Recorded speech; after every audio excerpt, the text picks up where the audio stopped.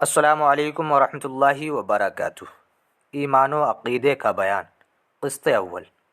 محترم سامعین و ناظرین، اللہ تبارک و تعالی کے متعلق 12 سوالات اور اس کے جوابات سماعت فرمائیں۔ سوال: واجب الوجود کس کو کہتے ہیں اور اس سے کیا مراد ہے؟ جواب: ذات باری تعالی کو واجب الوجود کہتے ہیں اور اس سے مراد وہ ذات ہے جس کا وجود ضروری ہو۔ سوال: اللہ تعالیٰ کے قدیم اور ازلی ہونے کا کیا مطلب ہے؟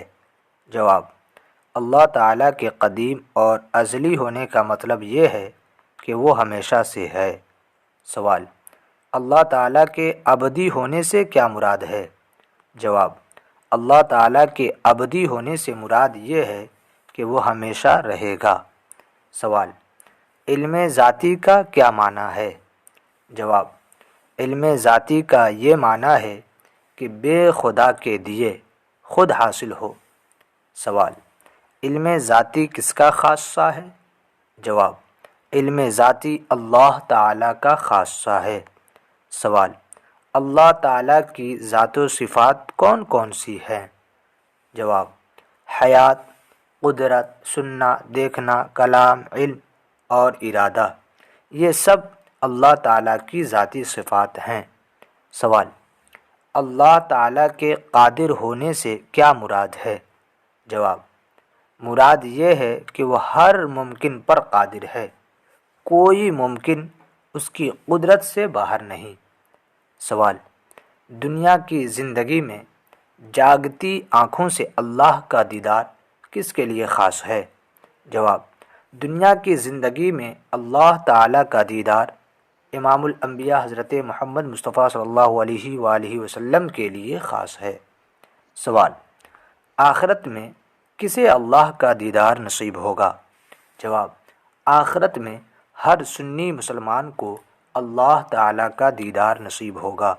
سوال: کیا اللہ تعالیٰ کی ذات و صفات کے سوا کوئی چیز قدیم ہے؟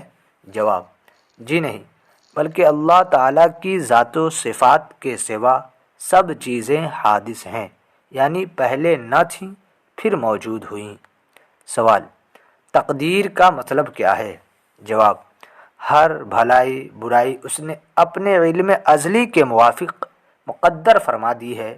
جیسا ہونے والا تھا اور جو جیسا کرنے والا تھا اپنے علم سے جانا اور وہی لکھ لیا۔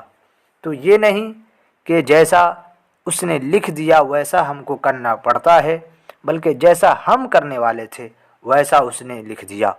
زید کے ذمہ برائی لکھی اس لیے کہ زید برائی کرنے والا تھا۔ اگر زید بھلائی کرنے والا ہوتا تو وہ اس کے لیے بھلائی لکھتا، تو اس کے علم یا اس کے لکھ دینے نے کسی کو مجبور نہیں کر دیا۔ سوال: کوئی برائی سرزد ہو جانے پر اسے تقدیر کی طرف منسوب کرنا کیسا ہے؟ جواب: برا کام کر کے تقدیر کی طرف نسبت کرنا اور مشیت الہی کے حوالے کرنا بہت بری بات ہے، بلکہ حکم یہ ہے کہ جو اچھا کام کرے اسے من جانب اللہ کہے، اور جو برائی سرزد ہو اس کو شامت نفس تصور کرے۔